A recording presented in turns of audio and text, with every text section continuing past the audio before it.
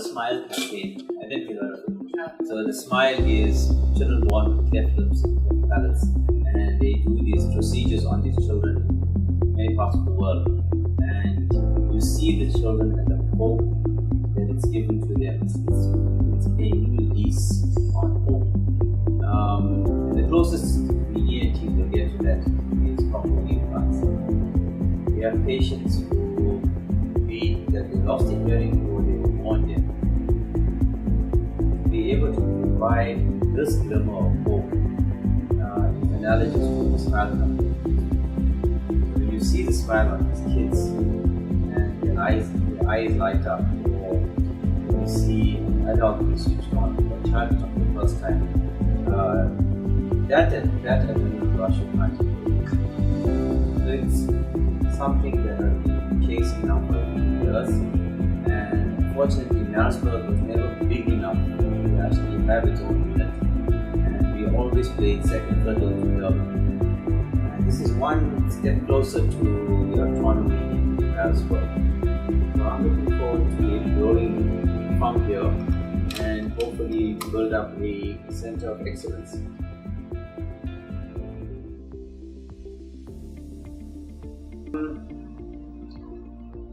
In days gone by, cochlear implants was reserved for a very special subset of patients. So this is a patient that was born without hearing, and those kids were the ones that we were pushed to have cochlear implants on. As the technology improved, the subset of patients changed, the criteria changed. So today, we can confidently tell you that a child 2 years old or even under 2 years old can be implanted, and there is no upper limit.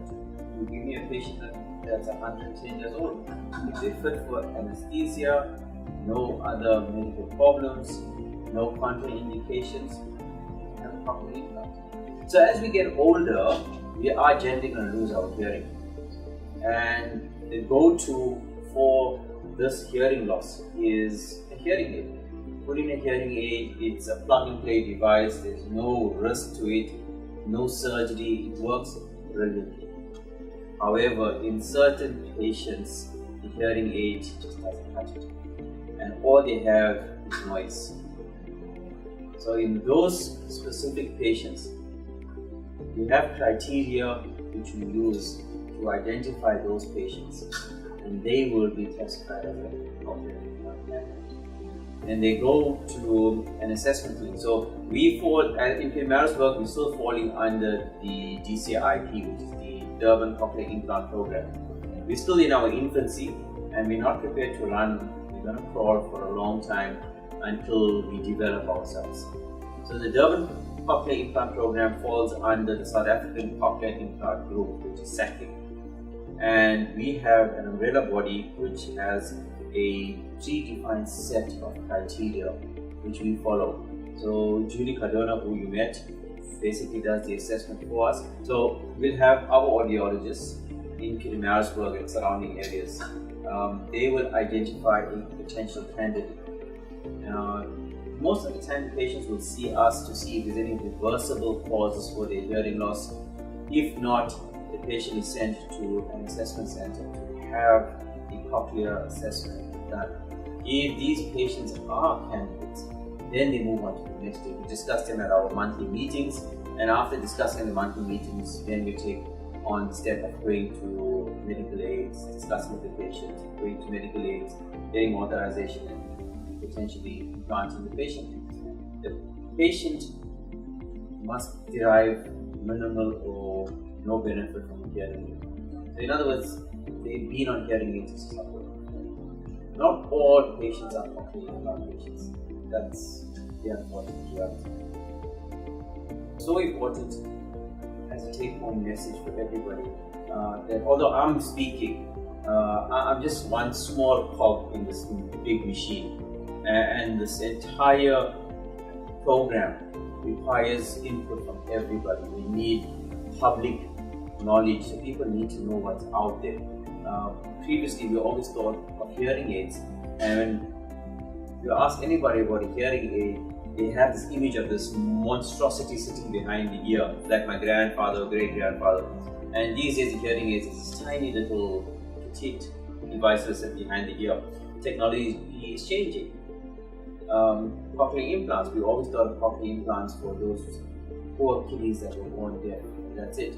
So your granny sitting at home who's not getting any benefit from a hearing aid, you're excluding her. But now we're saying, no, don't exclude her. She is part of the care list of patients. Once again, as an ENT, yes, I may be putting the cochlear implant in, but definitely there is a whole host of people who are more important than me in this whole program. And these are the patients, these are the family members, the audiologists, the screening program, the rehabilitation program. So there's quite a few things, quite a few steps. We as ENTs probably play the smallest role, but unfortunately, because it's the surgical part of it, it gets a lot of credit. But I think a lot of credit goes to the audiologists and the rehab team as well. I'm Josh's wife. We're both very young.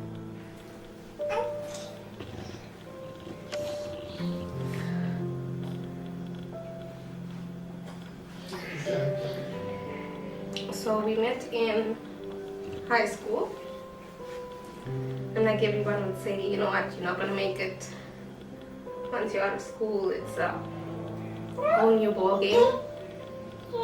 This year's going to be 14 years. We have a beautiful son. He's 10 months today. We lived a happy, normal life right up until early 2019. Kiwash was in ICU. Whoever remember that date, the 3rd of May, when he was admitted to hospital. And on the 17th was the day that I went to see him in the morning, and we were sitting outside the hospital. And we got a call 7, so it makes quite a loud noise.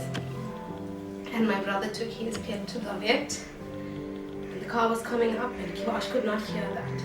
And we went up to the room, and he told me he could hear a helicopter or the back of a freezer making a noise, and he insisted. So the Sunday came, and it was Mother's Day, and it was the worst for his mother, because she sat beside him and she just looked at him and he was not himself. And the Monday, I left work to go and visit him on my lunch break, and I stood one side, and the audio team was there, and I just heard Kiwash talk, and his speech was all gone. He was not pronouncing words properly.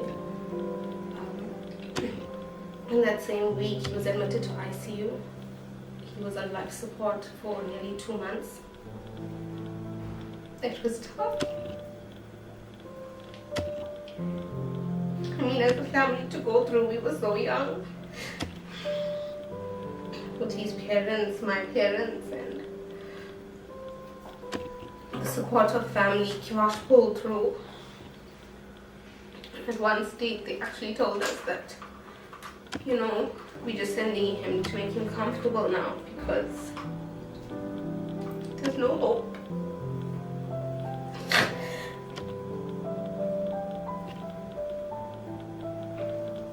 He's here now, and there was a lot that we had to adjust to, like Kiwash learning. He lost a lot of weight. He's not himself.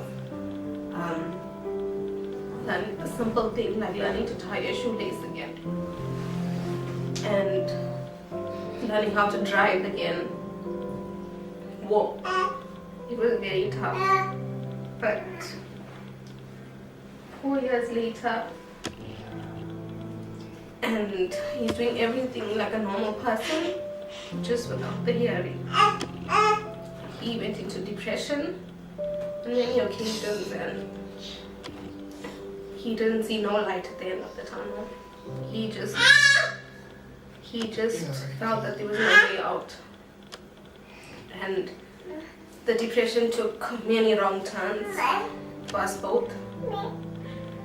And in 2020, we got in touch with an audiologist, Dr. Farana, and she assisted us, and she said the best way possible to move forward is she'll motivate her a cochlear implant.